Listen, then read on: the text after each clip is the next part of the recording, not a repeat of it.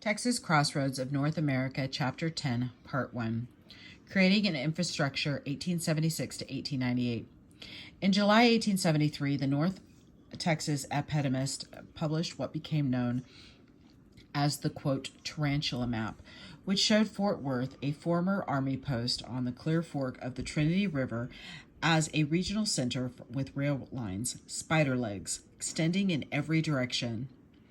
Cattle buyers, professional people, and merchants moved to the city with the understanding that it would soon become a railhead. As Texas began to recover from the economic impact of the Civil War and Reconstruction, the cattle drives up the Chisholm Trail brought thousands of longhorns through Fort Worth, and the cow town began to grow. In the spring of 1873, 116 new buildings were erected. 40 new stores opened within 1 week. Then came the Panic of 1873, one of the worst economic depressions that the country had seen. It began when one of the most respected firms on Wall Street, J. Crook and Company, failed. The New York stock market closed for 10 days in September. A month later, trail drivers arriving in Kansas either found no market for their herds or had to sell at a considerable loss. As the shockwave spread across the country, the Texas and Pacific T&P Railway, which had expected to reach Fort Worth that year, stopped construction at Eagle Ford, 6 miles west of Dallas, and Fort Worth's overnight boom turned just as quickly into a bust. Dozens of businesses closed and hundreds of economic refugees flooded the wagon road east Dallas. As Fort Worth's population dropped from an estimated 4,000 to approximately 1,000. One of the apparently bitter defectors newly arrived in Dallas told the editor of the Dallas Daily Herald that Fort Worth was so desolate that a panther wandered at his own sweet will during the night through the streets, and that the terror-stricken natives found the monster's tracks the next morning, where he had slept undisturbed in the business district, which was as quiet as a cemetery.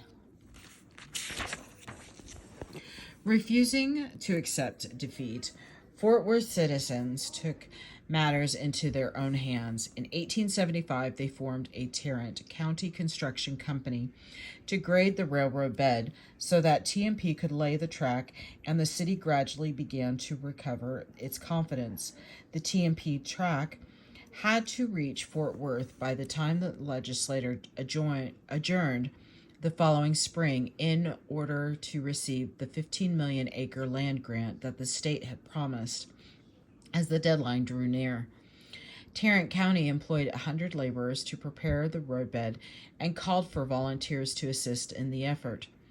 The T&P sent 300 mules teams and 1,000 men to lay the track. The legislature extended the deadline 30 days past adjournment, but Fort Worth did not need it. The track was finally completed on July 18th, and the first train arrived the next day to be greeted by a huge crowd, a 12-piece band, and a photographer to document the occasion. Most people in the city had pitched in to meet the deadline, and now they were ready to celebrate as businesses returned, many boasting the word Panther in their names as a proud response to the Dallas newspaper article. Fort Worth became a shipping center for cattle, buffalo hides and bones, lumber, cotton, and groceries, and a supply depot for the cattle trade, as well as expansion into West Texas. As the railroads expanded during the last quarter of the 19th century, they brought similar economic benefits to every region of the state, adding essential framework in the infrastructure of a developing state. Although the last quarter of the 19th century was dominated by agrarians who constituted the large majority of the state's population and controlled the writing of the 1876 Constitution, it also saw the beginnings of industrialization and the birth of the modern state. During these years, the large majority of people in Texas still earned their living from the land, and many joined organizations such as the Patrons of Husbandry or the Grange and the Farmers Alliance. These years also witnessed a tripling of the state's population, a huge increase in industrial output, the birth of labor unions, and unprecedented growth in railroads, pushing the state from 28th in miles of track in 1870 to first in 1904, and the return to power of the old elite as represented in the Democratic Party. This was what economic historian Walt Rostow called the take-off phase of industrialization that occurred between 1843 and 1900 in the United States, but several decades later in Texas, and constituted the framework for the infrastructure of the developing modern state. The one development tool that Texas had in 1870 was the same one that it had in 1836, millions of acres of land. To populate the sparsely settled domain, the state established the Texas Bureau of Immigration in 1871 to encourage new settlers. The Bureau was abolished in 1876, but only after its generous land grant policies had a significant impact. Immigrants, blacks as well as whites, poured in mostly from the southern states such as Arkansas, Alabama, Mississippi, and Tennessee that had been devastated by the Civil War. By 1900, the population had grown to 3,048,710, with almost 83% still living in rural areas, but the state's established cultural patterns remained largely intact. At the same time, however, Texas began to industrialize. The value of the state's manufactured items increased from 1/4 of the gross farm income in 1870 to 1/2 in 1900. But more people probably were involved in non-farm sectors of the economy than the raw census data would suggest. In 1860, for example, although 89% of the people lived in rural areas, only 59% of all Texans considered themselves to be involved in agricultural pursuits. 10% claimed to be involved in manufacturing, and 11% pursued one of the professions, owned or worked for a business, or worked in transportation. By 1870, the average sawmill was larger, and a number of them had begun to specialize, for example, in planing lumber. This chapter will examine these transformations took place. As you read this chapter, consider the following questions. Why did the cowboy become such a popular American figure? 2. Were the railroads a positive or negative influence on the Texas economy? 3. Why did the populace fail to capture the governor's office in 1894 or 1896? Oh, let me show you the timeline so you can see. Economic recovery. 3 major changes occurred in the 1870s that greatly influenced the economic development of the state. The first was the adoption of the agrarian-dominated Constitution in 1876, which enabled, but did not necessarily encourage, Texans to create an infrastructure for industrialization, reeling from what they considered an abusive and dictatorial Republican government under Reconstruction. The agrarian Democrats and ex-Confederates did all they could to ensure that taxes would remain low and the government weak. The delegates took advantage of the huge public domain and the state possessed to continue to the cheap land policy that the state had been following. The second major change that occurred in the 1870s was expansion into West Texas. The invention of barbed wire and the windmill and the displacement of Native American population enabled settlers to claim and farm public lands. Preemption, whereby an individual already living on a tract of land is permitted to purchase it from the state, and homestead grants and cheap land policies made acquisition of land relatively easy until 1898, when the Texas Supreme Court declared the public domain to be exhausted. Finally, during this period, Texas was able to accumulate enough capital to accommodate huge projects such as the construction of railroads, tracks, the improvement of port facilities, and the growth of large businesses, including state's first multi-million-dollar corporation. The end of the Indian Wars. The railroad was beginning to change to Texas at an exhilarating rate, but it could not be extended into the western portions of the state until the hostile Indians on the northwestern and western frontiers had been subdued. Comanche chief Quanah Parker's defeat in the so-called Red River War in 1875 was the beginning of the process. The final defeat of Texas Indians occurred in the summer of 1880 when units of Buffalo soldiers of the 10th Cavalry stationed at Fort Davis in far west Texas confronted the wily Apache chief Victorio and his band. The Indians called the black troops who served in both the 9th and 10th Cavalry and the 24th and 25th Infantry Buffalo soldiers, probably because the texture of their hair reminded the Indians of the buffalo. The black troops realized that the Indians regarded the buffalo as sacred and accepted the term as a compliment. On the ableist Apache leaders, Victorio had rejected as intolerable life on the reservation, and he and his band left, raiding ranches on both sides of the border, as well as stagecoaches and travelers on the San Antonio El Paso Road. In August of 1880, Colonel Benjamin H. Garrison and his Buffalo soldiers drove the Apaches from West Texas by establishing impregnable positions around the seasonal water holes, which effectively cut the Indians off from the few sources of water that enabled them to ride through the dry desert country with seeming immunity. Victorio and his band fell back into Mexico, and there in October, Mexican troops assaulted them on the rocky slopes of the Tres Castillos in Chihuahua, wiped out nearly all of his followers, and killed the dynamic chief himself. The human suffering and drama on both sides of the Indian Wars were deplorable and poignant. The Indian loves to live as well as the white men, unquote. Buffalo Good of Wichita had said in 1871, and can't help being there. But as anthropologist W. W. Newcomb observed, the obliteration of Texas Indians was but a small part, a footnote really, to the 19th century development and the emergence of a new and, in technological terms, a tremendously powerful nation state, unquote. The impact of barbed wire.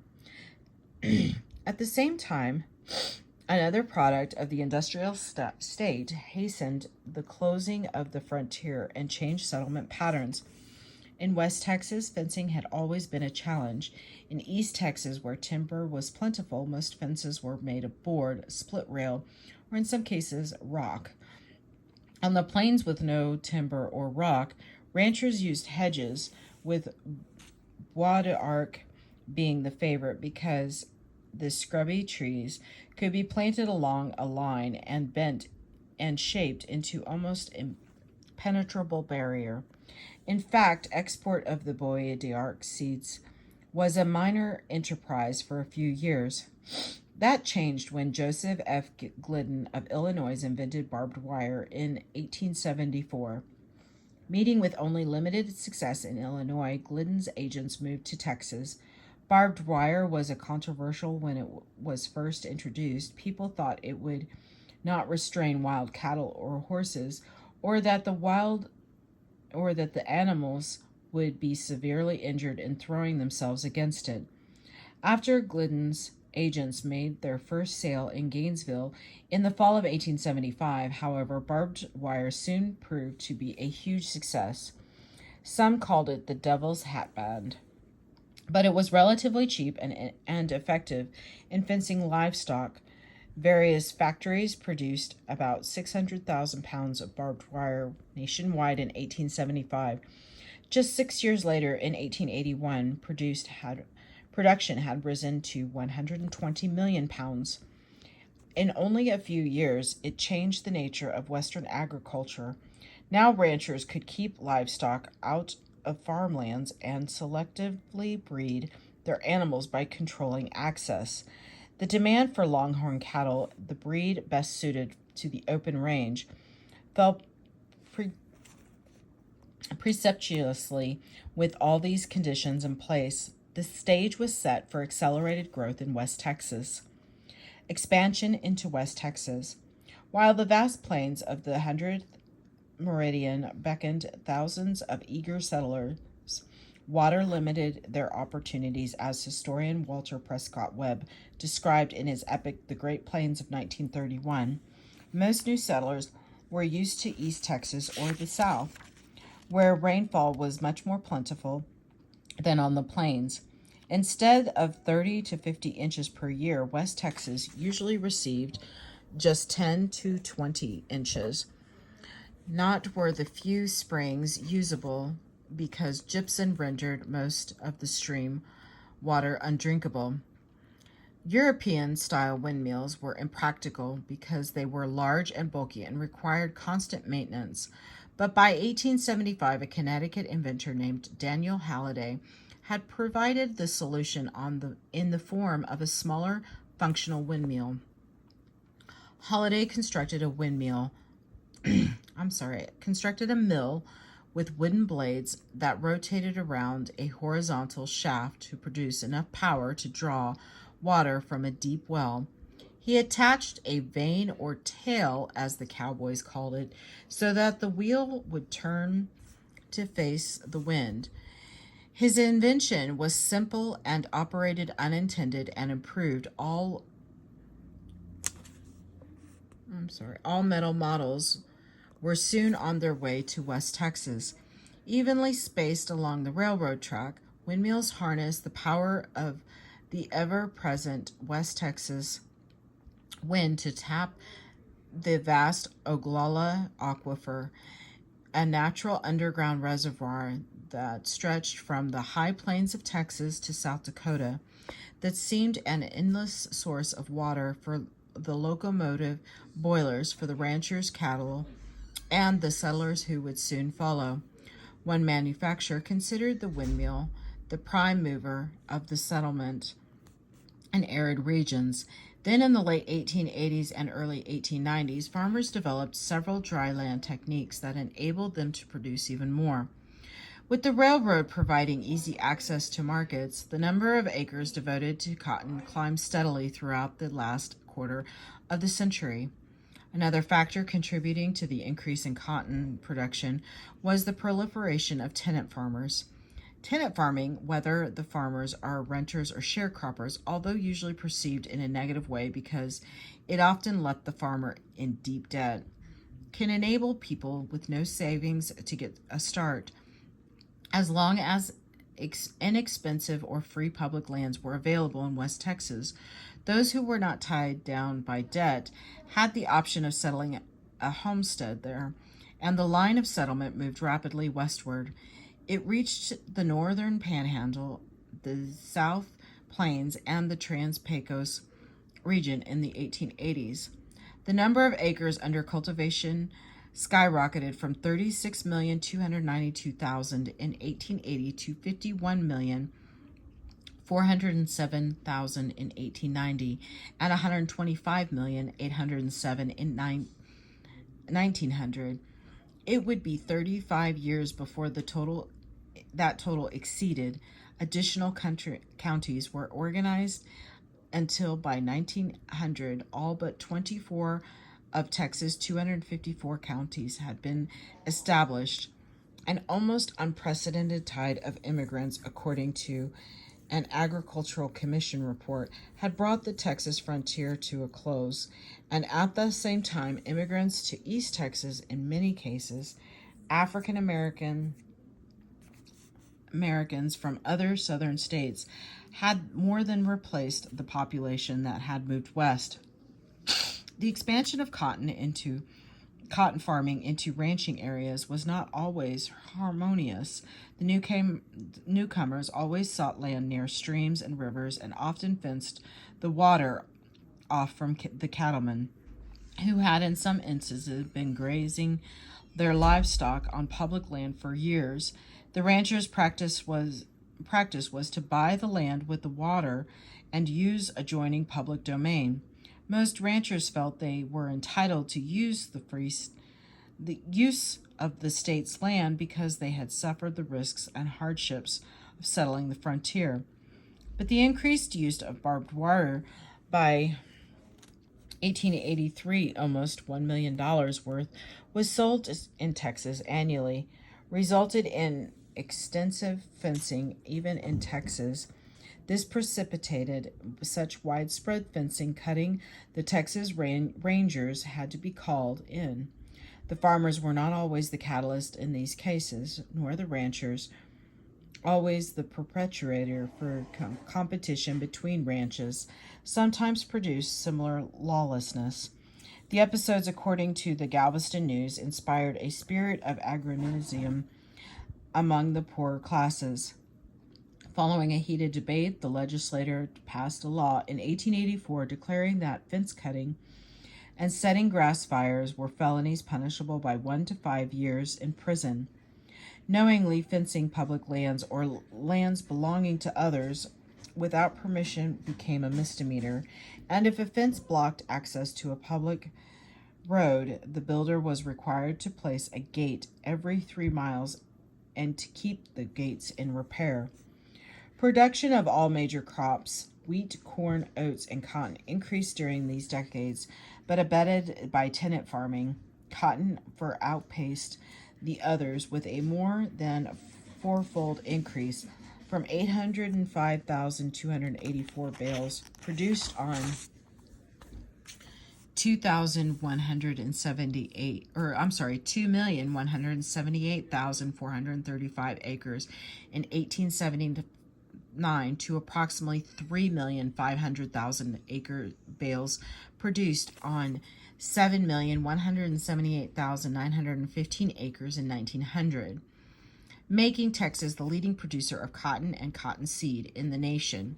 The expansion of railroads into the cotton-producing areas helped to make this possible, but Robert S. Munger of Mexico also made significant improvements in the ginning process, separation of the seed from the fiber. Farmers who had lived in a barter economy and maintained subsistence farms that supplied virtually all of their family's needs now turned almost wholly to cotton. Despite these innovations, there were those who warned against dependence upon a single crop. Plant cotton, the editor of the Albany News counseled, not all cotton, but some cotton, but the most common method of financing for farmer, the crop lien, also dictated that he grew cotton. The farmer would pledge his future crop to bank or merchant, who might be the landowner as well, to gain financing for the year. The merchant covered his risk with high interest rates and by charging more for goods purchased against the lien, which reduced the farmer's buying power and prevented him from buying or securing credit elsewhere. Even if the farmer did not want to grow cotton, the lender usually influenced him to do so. The pernicious credit system, according to one historian, sprang out of the ruins of the old regimen and spread like Jimson weed, a curse to the soil. The logic of the Albany's editor warning became apparent when the price of cotton declined in the 1890s, and all farmers were hurt, especially the tenant farmers and sharecroppers who found themselves deeper in debt.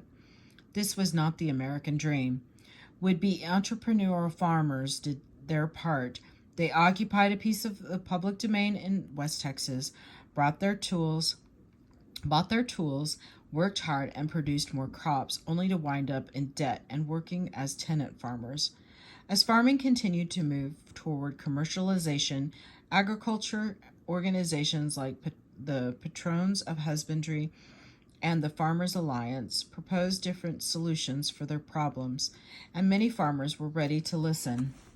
The growth of ranching. Let me go ahead and get a closer on the acreage so you can kind of see this chart. The acreage in Texas farms.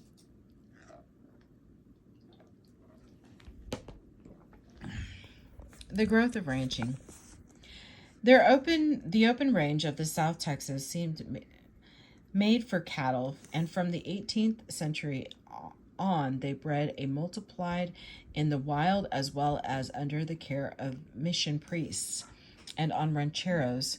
It was here that the Spanish vaqueros developed the techniques and costume that later spread throughout the American West, and the famous longhorn, a random mix of Spanish cattle with the English breeds that Anglo settlers brought with them, developed. Anglo-Americans and African-Americans contributed their own set of skills to the handling of cattle when they began to arrive in large numbers in the 1820s. O'Connor or other large ranches grew rapidly during the post-war period, led by Gail Borden's invention of the meat biscuit, made of dehydrated meat and flour in 1849. Texas boasted 15 factory-sized meatpacking plants in 1870. After the Civil War, as the U.S. Army moved the line of defensive forts further westward, the cattlemen followed and sometimes preceded them. By 1876, ranchers like Charles Goodnight had passed the 100th meridian all the way from Kimball County in the Edwards Plateau to Childress County in the eastern panhandle, and Goodnight installed his first windmill in 1886. Ranchers had already begun to address another serious concern: how to get their cattle to market. Because it was cheaper to walk the beeves to market, feeding them on free grass and water, than to slaughter and pack them in Texas, the number of packing plants declined to 3 by 1880. Throughout the heyday of the trail drives, 1867 to 1885, the second most lucrative part of the business, after raising and selling the cattle, was the service that drovers provided in getting them from ranch to market. Men like Goodnight, Thomas S. Bugbee, and C. Slaughter pushed into West Texas, New Mexico, and Colorado to occupy the newly cleared land. By the mid-1880s, Texas-style ranchers had extended their operations as far north as Alberta and Saskatchewan to take advantage of the free grasslands. The American cowboy. Out of these trail drives, the most popular folk character in American history, the cowboy. The Texas cowboy was usually a young, small, wiry character with a knack for herding animals, hardly a hero in the normal sense. The highlight of this year was the spring and summer cattle roundup and drive to one of the Kansas railheads, except in the way of Texas cowboy practiced it. Cowboys usually were hired specifically for the trail drive as opposed to ranch hands who remained on the ranch and worked year-round. The trail drive itself was not unique. His cow-handling predecessors in Europe and colonial America had driven cattle to market. But the cowboys lived with the cattle, camped out for the 3 months of the drive, and slept on the ground nightly. He began work before the sun rose and did not turn in until it had set. In between, he stood his turn at watch, losing 2 or 3 hours of sleep. Throughout the drive, the cowboy ate only the chuck that the cook had on his wagon. The day was filled with hard, difficult work, for a herd of 3,000 cattle required constant supervision. The cowboy is personified by Charles A. Sarongo, who was born to an Italian father and an Irish mother in Matagorda County in 1855, became a cowboy at the tender age of 15, and 30 years later wrote the first cowboy autobiography. A Texas cowboy or 15 years on the hurricane deck of a Spanish pony, taken from real life, which proved to be immensely popular, particularly among the cowboys themselves, but there were many other representative types. One historian has estimated that perhaps as many as one-third of the drovers were Hispanic or black. Sometimes the experience was more than hard work because the trail drive was often dangerous. In Lonesome Dove, a fictional treatment of Goodnight and Oliver Loving's experience, among others, Texas novelist Larry McMurtry has enshrined the water moccasin attack in the river as one of the dreaded events of the trail, but becoming unhorsed in midstream was equally perilous, for a few of these dry land laborers could swim. One of the main advantages of the Chisholm Trail was the absence of large rivers. One also stood a good chance of getting caught in a thunderstorm or a stampede and had to endure blistering sun that dried up the streams and turned the cattle into thirst-crazed creatures that might stampede at the slightest whiff of water. Rain and bone-chilling cold wind were equally certain to make the trip north as miserable as possible. The trail drive was not just a character-building experience for ambitious wanderers, but also an original piece of Americana.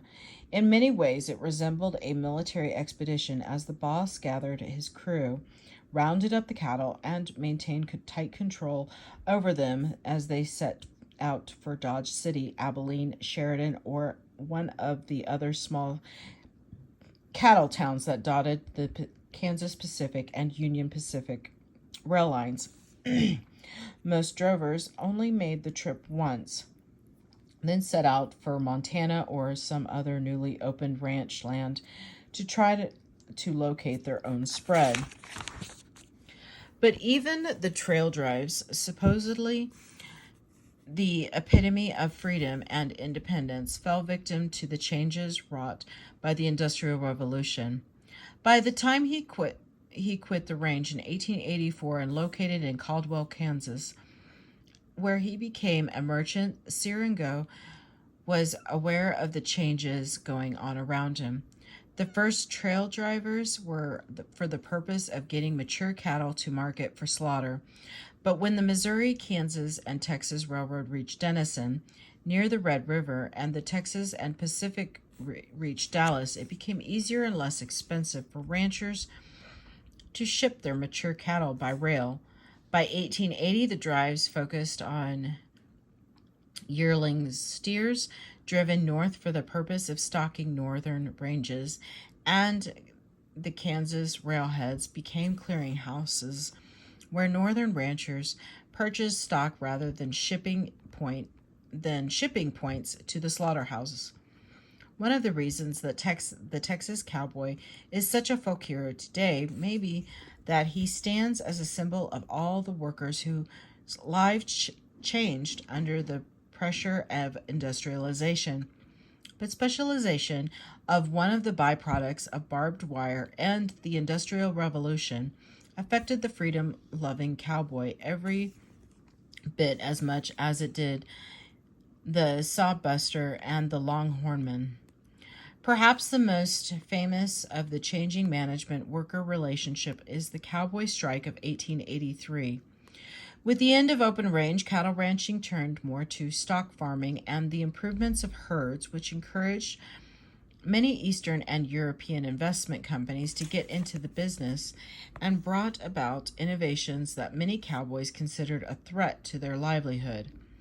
In earlier years, ranch hands might take part of their pay in calves, brand mavericks for themselves, and graze their small herds on their employers' lands until they could get a place of their own. But the new managers, often representing absentee owners, wanted hands to work for wages and provided none of the opportunities of the past. To the cowboys, it seemed the more conventional roles of owner-manager and worker were replacing the traditional, more fraternal relationship that they had enjoyed.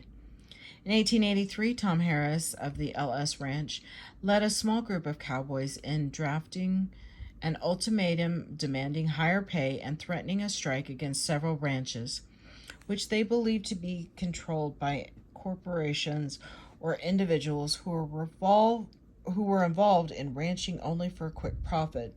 24 men signed the document, which set a strike date and promised limited assistance to strikers who needed money. Harris and others attempted to recruit all the cowboys in the area, but no one knows how many actually participated. With a combination of temporarily higher wages for those who defied the strike, immediate firing of those who participated, and rumors of violence on the part of the strikers, the stockmen defeated the fledgling Union within 2.5 months, and the spring roundup occurred without incident. But the failed strike was a clear indication that the modernization of industrialization had changed ranching.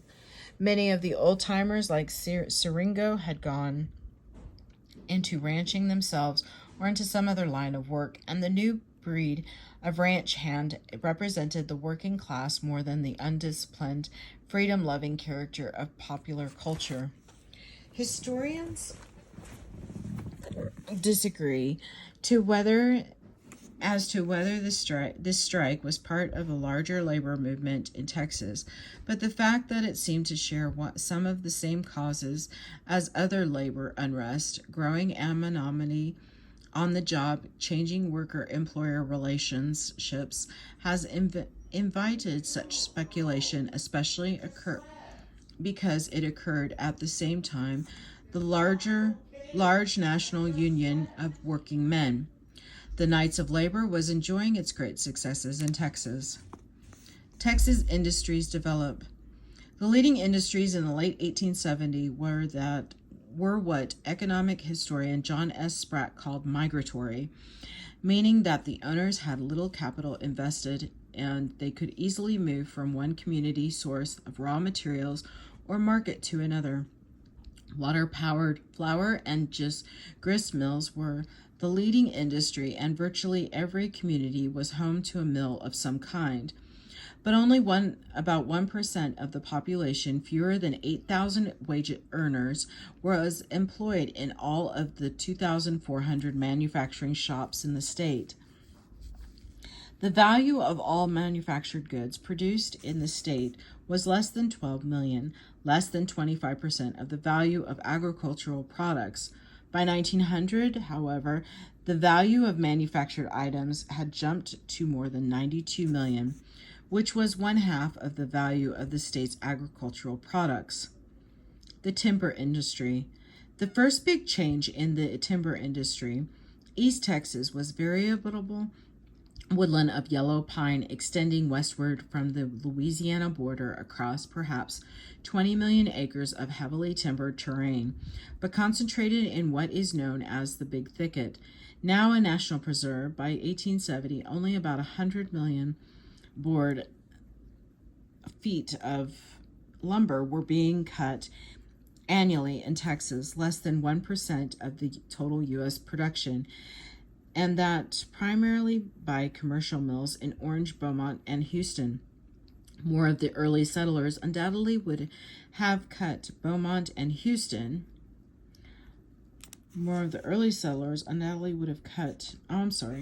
Timber had their routes to mills and markets not been limited to the Neches and Sabine rivers and to rough wagon roads. Another initially limiting factor was the wood itself. For most lumbermen considered the upper Midwestern white pine superior to the Texas yellow pine, but as supplies of white pine began to run short, entrepreneurs looked again at East Texas, encouraging the construction of railroad lines into timbered areas. Indeed, as railroad expansion increased in the 1880s, the subsequent demand for wooden rail ties further stimulated the industry, with the T&P ordering 500,000 cross ties in 1880 alone. The railroads provided an inexpensive transportation needed to propel lumbering into the forefront of Texas industry by the end of the century, and Texas into one of the top 10 lumbering states in the nation. Lack of capital initially hindered development, but the arrival of entrepreneurs like Henry J. Lucher and G. Bettle Moore from Pennsylvania in 1877 marked a change in the East Texas industry. Lucher and Moore built sawmills near Orange and established both a domestic and international trade. John Henry Kirby and Nathaniel D. Silsby, who acquired more than a quarter of a million acres of pine forest, built large corporations that brought order to the industry. Entrepreneurs constructed company towns that often included churches, schools, stores, and homes, and virtually controlled the life of their employers or employees, 1/3 of whom were African Americans. The lumber industry employed more than 8,000 persons by 1880. By the turn of the century, although individuals still owned half of the lumbering plants, corporations so dominated the industry that they employed 3/4 of the workforce, produced 3/4 of the industry's total value, and were growing at an accelerated rate. The Kirby Lumber Company, chartered the following year, became the state's first multi-million-dollar company. The same kind of concentration occurred in the flouring and gristmill industry, although the industry had slipped to third in the state, behind cottonseed mills in overall value by 1900, and the number of mills had decreased by almost 50%. Total capital investment had increased significantly. No longer was every town required to have its own mill. Larger mills ground grain more cheaply than the small mills and shipped it by rail.